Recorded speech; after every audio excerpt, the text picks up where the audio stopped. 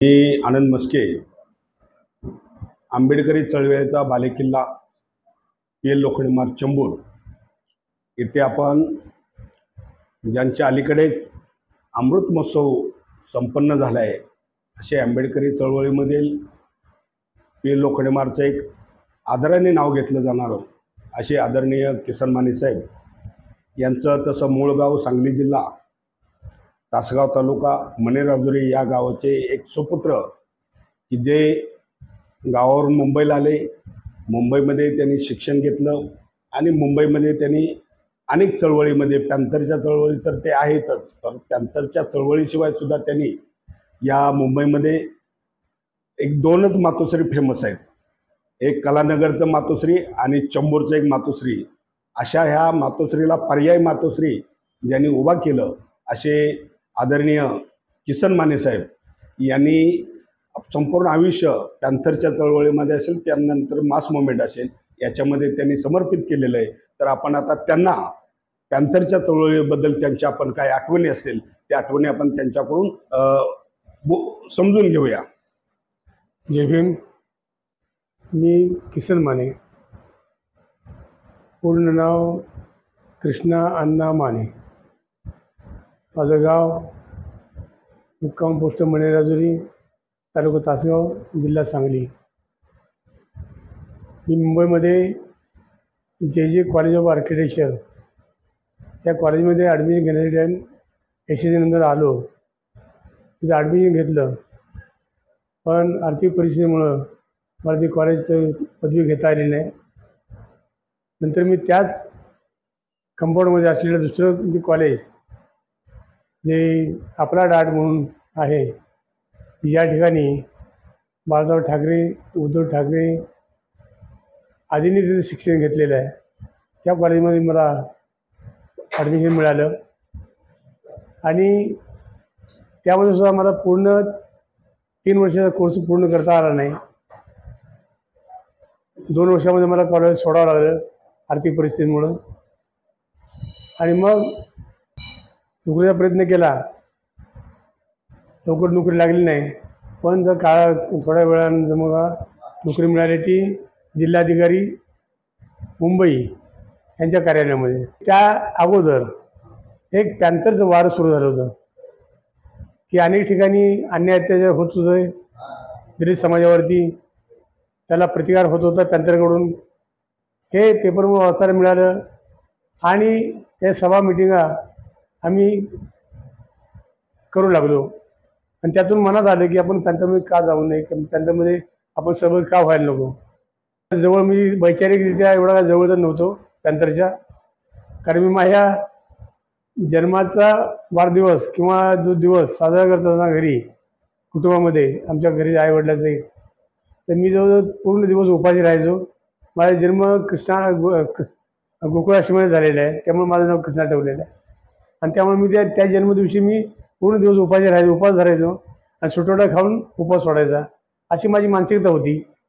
परंतु पॅंथरमध्ये वळलो आणि मग मला हळूहळू आवड निर्माण झाली वाचनाची आणि भाषणं ऐकून, नेत्यांची भाषणं ऐकून, राजाभाऊ ठाले, नामदेवजी ढसाळ, जवी पवार या नेत्यांची भाषणं ऐकून मनामध्ये स्फूर्ती निर्माण झाली आणि आपण ह्या चळवळीमध्ये पूर्णपणे झोकून देण्याचा विचार केला आणि ऑटोमॅटिकमध्ये चळवळीमध्ये खेचलो गेलो आणि कधी त्या चळवळीमध्ये एकरूप झालो तेच मला कळलं।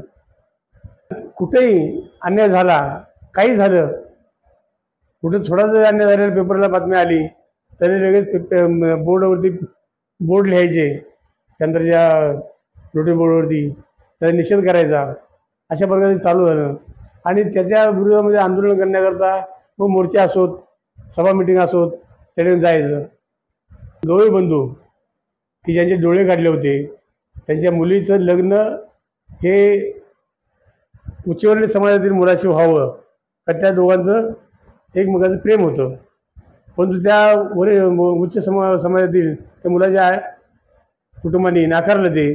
परंतु त्या गवळी बंधूंना अशी सजा दिली की ते डोळे काढण्यात आले। ही गोष्ट पूर्ण महाराष्ट्रभर नव्हे, पूर्णपणे देशभर ही चर्चेत आली आणि त्या गवळी बंधूंना मग आम्ही चेंबूरमध्ये आणलं आणि त्यांची मिटिंग घेतली आणि त्यावेळेला संपूर्ण समाजाला कळायला लागलं, तिथं चेंबूरमध्ये कळायला लागलं की एवढा अन्याय आपल्याला होतो, डोळे काढण्यापर्यंत आपल्या लोकांवरती अन्याय होतोय, हे अतिशय वाईट आहे. त्यासाठी मग मंत्रालयाच्या बाजूला जे मोठं ओव्हर मैदान आहे, त्या मैदानाच्या समोरच्या फुटपाथवरती पॅन्थरच्या वतीनं इंदिरा गांधी येणार होते. त्यावेळेला पॅन्थरच्या मिटिंगमध्ये ठरलं की इंदिरा गांधी येत आहेत, त्यांना निदर्शन करायचे, आपण काळे झेंडे दाखवायचे. ह्या प्रकरणाविषयी काळे झेंडे दाखवायचे. जर सगळे जमा झाले, परंतु पोलीस अधिकाऱ्यांनी, वरिष्ठ पोलीस अधिकाऱ्यांनी रायगड ढालेंना आणि वरिष्ठ नेत्यांना भेटून त्यांना विनंती केली की इंदिरा गांधीची जी भेट आम्ही तुम्ही करून देतो, पण तुम्ही रस्त्यावरून न करता, आंदोलन न करता तुम्ही त्या फेन्सिंगच्या पाठीमागे जा. आणि ते ऐकलं त्यांनी आणि सर्व कार्यकर्ते उत्साह फेन्सिंगच्या पाठीमागे आले, तिथून निवेदन केली. आणि संध्याकाळच्या वेळेला मग त्यांना मिटिंगला बोलवलं. त्यावेळेला चर्चेमध्ये पॅन्थरच्या नेत्यांनी आपली बाजू मांडली की महाराष्ट्राचे मुख्यमंत्री नाईक साहेब हे दिल्लीत होणारे अत्याचार, अन्याय थांबवू शकत नाहीत आणि ते जर असतील तर पुन्हा अन्याय वाढतच जाईल. आणि त्यावेळेला 11 वर्ष मुख्यमंत्री पदावर राहिलेले नाईक साहेब त्यांची इंदिराजींनी त्या पदावरून त्यांना काढलं. हे पॅन्थरचे पहिलं यश मिळाल्यानंतर आम्हाला खूप बरं वाटलं. म्हणजे गोवबंधूंचं दुःख कमी झालेलं नाही, परंतु एक निर्णय घेतला गेला की देशातल्या एका महाराष्ट्राच्या मुख्यमंत्र्याला ह्यामुळं जावं लागलं, हे पॅन्थरच्या मुळं झालं, हे आम्हाला समाधान वाटलं. अनेक ठिकाणी आंदोलन, मोर्चे हे सुरूच झाले आणि मराठवाडा विद्यापीठाविषयी आंदोलन सुरू झालं. त्यावेळेला ती मागणी होती की मराठवाडा विद्यापीठाने नामांतर करायचं असेल तर डॉक्टर बाबासाहेब आंबेडकर मराठवाडा विद्यापीठ असं न होता डॉक्टर बाबासाहेब आंबेडकर विद्यापीठ औरंगाबाद असं व्हावं अशी मागणी होती. आणि त्यावेळेला पॅन्थरमध्ये फूट पडली 1977ला. राजाभाऊ ढाले वेगळे झाले आणि रामदासजी आठवले वेगळे झाले. परंतु त्या मागणीला जोर धरला, आठवले साहेबांनी जोर धरला आणि राजाभाऊ ढालेंनी पण जोर धरला आणि शेवटी नामांतर हे झालं गेलं. हे दुसरं एक मोठं यश होतं. अशी अनेक प्रकरणं पॅन्थरच्या आंदोलनामुळं लोकांना न्याय मिळालेला आहे. त्यातलं एक प्रकरण म्हणजे पुण्यातलं एक गाव आहे, त्या गावाचं नाव आता आठवत नाही मला, पण त्या ठिकाणी मुंबईवरून पॅन्थर गेले, गावाला वेढा घातला गेला. आणि ते प्रकरण, ती शेती जी काय दलित शेती गेली होती, ती शेती त्या माणसानं उच्च वर्णीयानं परत त्या माणसाला, आपल्या दलित माणसाला दिली परत. हे त्यामध्ये एक मोठं हे झालं. जेव्हा मराठवाडा विद्यापीठाच्या नामांतरासाठी जेव्हा दंगल झाली मराठवाड्यामध्ये, त्यावेळेला अतिशय लोकांना त्रास झाला, भयंकर लोकांना मारहाण झाली, काही लोकांचा जीव गेला, त्यातले अनेक कार्यकर्ते होरपळले गेले. परंतु त्यावेळेला सुद्धा मग मुंबईमध्ये मोठ्या प्रमाणात आंदोलन सुरू झालं. शेवटी या स्थितीवर पर्यंत पोहोचलं की मंत्रालयावरती हल्ला करायचा ही परिस्थिती निर्माण झाली. आणि मग मंत्रालयावर हल्ला करण्यासाठी रात्री 1 पर्यंत पॅन्थरचे कार्यकर्ते मंत्रालयाच्या परिसरामध्ये अगदी गर्दीने जमा झाले होते. मंत्रालयाजवळ जमण्याचं कारण एक होतं, कारण असं होतं की मराठवाड्यातील जे आंदोलक होते नामांतराच्या विरोधातले, ते मुख्यमंत्र्यांना भेटायला मंत्रालयात आले होते आणि त्यांना राहायला ते जागा दिली होती आमदार निवासामध्ये, म्हणून तिथं आम्ही आंदोलन करायला गेलो होते. रात्री काय तसं झालं, मोठं आंदोलन झालं नाही. पण दुसऱ्या सकाळी पुन्हा कार्यकर्ते जमा झाले, कार्यकर्ते जमा झाले, मुंबईहून जमा झाले आणि तिथं घोषणा सुरू केल्या. आणि त्यावेळेला असा एक प्रकार झाला की त्यावेळेला कार्यकर्ते आक्रमक झाले. आणि ते आक्रमक झाल्यानंतर पोलिसांनी त्यावेळेला ॲक्शन घेण्याचा प्रयत्न केला, पण त्यावेळेला कार्यकर्ते सुद्धा बेफाम झाले की पोलिसांच्या दिशेने बाटल्या फेकल्या गेल्या, सोडा वॉटरच्या. त्या बाटल्या फेकल्या गेल्या. त्यावेळेला नामदेव ढसाळांना मारण्यासाठी एक इन्स्पेक्टर हातात बंदूक घेऊन, रिव्हॉल्वर घेऊन त्याच्या पाठी लागला होता. त्यांना शूट करायला. आणि त्या पोलीस इन्स्पेक्टरच्या पाठीमागं आम्ही कार्यकर्ते धावत होतो. आम्ही पाठीमागे लागलो त्या पोलिसाच्या अधिकाऱ्याच्या, तुम्ही त्या ढसाढसामध्ये गोळ्या घाला तर तुम्हाला आम्ही जीवन सोडणार नाही.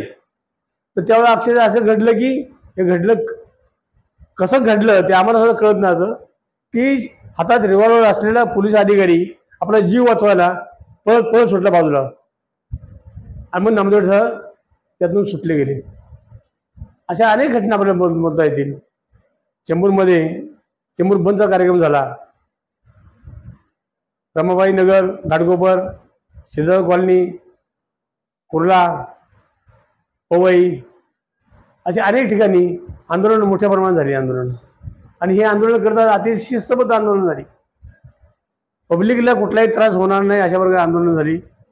कारण बसमधून लोकांना खाली उतरवून त्यांना कुठलाही इजा न करता, त्यांना कुठलाही त्रास न होता, त्यांना बाजूला उभा करून बस जाळल्या गेल्या आणि मग कार्यकर्ते निघून गेले.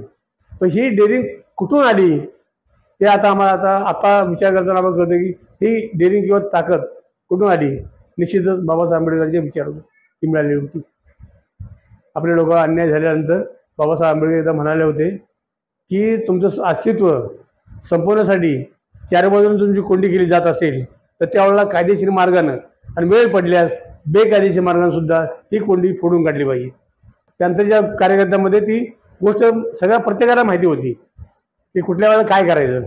पण कधी अन्याय दुसऱ्यावरती उगाच विनाकारण तो त्या समाजात आहे म्हणून कधीही पॅंथरने ॲक्शन घेतलेली नाही. पण जे गुन्हेगार आहेत त्या गुन्हेगारांना शासन व्हावं म्हणून पॅंथरने प्रयत्न केला.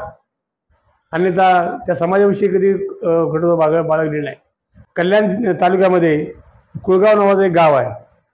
त्या गावामध्ये 250 वीटभट्टीचे कामगार त्या वीटभट्टीच्या मालकांनी डांबून ठेवले होते. म्हणजे त्यांचे काम करून घ्यायचं पण ते कुठेही पाठवायचं नाही. ते कुठे टॉयलेट जरी गेले त्याच्या पाठीवर त्याचा माणूस असायचा. कामं करून घ्यायची. त्यांना काही कर्ज रूपाने पैसे दिले अगोदर त्यांनी आणि ते राबवून घेत होते. आणि ही गोष्ट आम्हाला कळली कशी, रायाभाऊ ढाले साहेबांना एक पत्र आलं मनमाडवरून. आणि ते पत्रात काय लिहिलं होतं की अमुक ठिकाणी या गावामध्ये वीटभट्टीमध्ये एवढ्या 250 लोकांना डांबून ठेवलेलं आहे आणि ते काम करून घेत आहेत, त्यांना कुठेही हालचाल करता येत नाही. त्या पत्र माझ्या आता राजाभाऊ ढालेंनी माझ्याकडे पाठवलं पत्र.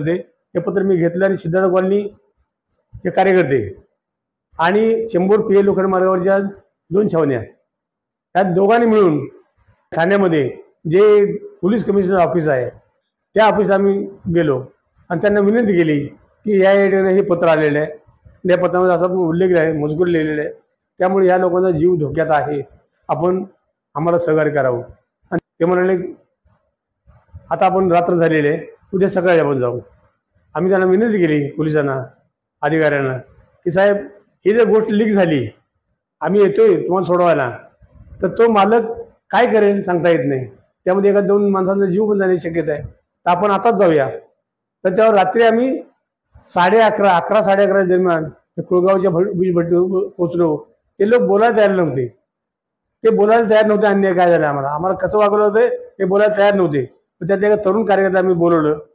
तर हे पत्र आले बघ गावावर तुझं, हे कोणी पत्र वाटलं तर बघ. मग तर बोलतो खरं. मग ते पत्र बघितल्यानंतर धीर आला, हे आपल्याला सोडवण्यासाठी आलेले आहेत म्हणून मग तो बोलायला लागले. आणि तिथं मग पोलिसांनी त्या मालकाला सांगितलं उद्या सकाळी 10 वाजता MIDCच्या पोलीस स्टेशनमध्ये यायचं. त्यांनी मान्य केलं आणि आम्हाला त्याच पोलीस अधिकाऱ्यांनी त्याच गाडीमधून, मोठी गाडी होती व्हॅन, त्या गाडीमधून आम्हाला सगळ्या कार्यकर्त्यांना आम्हाला चेंबूरला सोडलं. त्यांनी गेले. पुन्हा सकाळी उठून आणखी पुन्हा 10 वाजता आम्ही त्या पोलीस स्टेशनला हजर राहिलो आणि त्याने त्या मालकाबरोबर चर्चा केली आणि त्या 250 लोकांची सुटका केली गेली. त्यांचं कर्ज त्या मालकांनी माफ केलं आणि प्रत्येक कामगाराला, लेडीज असेल त्यांना साडी चोळी दिली आणि पुरुषांना कपडे दिले आणि गाडी खर्च दिला घरी जाण्यावरती जाण्यापर्यंत. अशा प्रकारचं त्याचं अन्याय दूर झाला. ते आम्हाला बरं वाटलं. हे झालं कशामुळं? फक्त आणि फक्त पॅंथरच्या चळवळीमुळे झालं. आणि बाबासाहेब आंबेडकरांचा विचार जो आमच्या डोक्यात आला ही पॅन्थर चळवळीत आल्यानंतर लोक सगळे कार्यकर्ते, एक फार महत्त्वाची गोष्ट झाली त्या चळवळीमध्ये की कार्यकर्ते वाचायला लागले, पुस्तकं वाचायला लागले आणि वाचून बोलायला लागले. त्यामुळे त्यांना सगळं ज्ञान मिळालं, भाषणातून ज्ञान मिळालं आणि पुस्तकातून ज्ञान मिळालं, ते प्रगल्भ मिळाले आणि त्यामुळे काम करायला त्यांना सोयीचं झालं. असे अनेक उदाहरणं देता येतील. मुंबईमध्ये देता येतील. रेड्डीचा मोर्चा काढला, त्यामध्ये मास मोडीची संघटना होती, जी फाटाफट झाल्यानंतरची संघटना मास मोडी ही त्यामध्ये होती. आरक्षण सुरक्षा समिती नावाची एक समिती निर्माण झाली होती, ते सगळे नेते होते. नंतर रेल्वेच्या प्रकारामध्ये सर्व नेते एकत्र येऊन तो मोर्चा काढला. तो रेकॉर्ड ब्रेक मोर्चा झाला. प्रत्येक एरियातून, प्रत्येक मुंबईच्या प्रत्येक कानाकोपऱ्यातून लाखो लोक मिळेल त्या वाहनाने, मिळेल त्या ट्रकनी, मिळेल त्या बसनी आणि मिळेल त्या ट्रेननी तिथे जागेवर हजर झाले होते. हे पॅन्थरच्या चळवळीतून मिळालं आम्हाला. आणि त्या चळवळीतून मिळाल्यानंतर आम्हाला जे वैचारिक जे खाद्य मिळालं त्यातून आम्हाला वाटलं होतं की आपण कधी एक संस्था करूया, एक संस्था काढूया. मग त्यावेळेला आम्ही 1980 साली मातोश्री रमाबाई उत्कर्ष संघ मुंबई या नावाची संस्था रजिस्टर केली आणि त्या संस्थेच्या वतीनं आम्ही काम करायला लागलो. लायब्ररी काढली, त्यामध्ये बालवाड्या 2 काढल्या आणि आता गरीब लोकांसाठी हॉलची व्यवस्था केलेली आहे. लग्न, वाढदिवस, जन्मदिनी असे कार्यक्रम होतात नाममात्र हे घेऊन. Symbol of knowledge doctor B.R. Ambedkar या नावाने UPSC, MPSC आणि कॉम्पिटेटिव्ह एक्झामच्या तयारीसाठी एक अभ्यासिका तयार केलेली आहे. अगदी वेल सगळ्या सोयीनी तयार आहे. ती प्रत्येकाला सेपरेट जागा, बसायला जागा, लाईट त्यांच्यासाठी आहे, बसायला चांगली व्यवस्थित जागा आहे, त्याला कुठला गोंगाट ऐकायला येणार नाही आणि त्यांना त्याच जागेवरती पुस्तकं मिळतील. असे आम्ही आता सुरू केलेले आहे. आता विद्यार्थी असल्याचे या लागलेले असे इथेपर्यंत आमचा हा प्रवास असा झालेला आहे. आणि मातोश्रीने आता आणखीन पुढे ठरवलेलं आहे, आपल्या मुलाचं किंवा मुलीचं लग्न करण्यासाठी त्यांच्याकडे पैसा नाही आहे, त्यामुळे मुलीची लग्न राहिलेली आहेत. अशा लोकांना मी विनंती करतोय की त्यांनी आमच्या संस्थेकडे यावं आणि जर कमीत कमी 5 जोडपी एकत्र आली लग्नासाठी तर त्या जोडप्याचं लग्न करून द्यायला आम्ही संस्थेच्या वतीनं ठराव केलेला आहे की ते लग्न आम्ही स्वतः खर्चानं करून देऊ. जय भीम.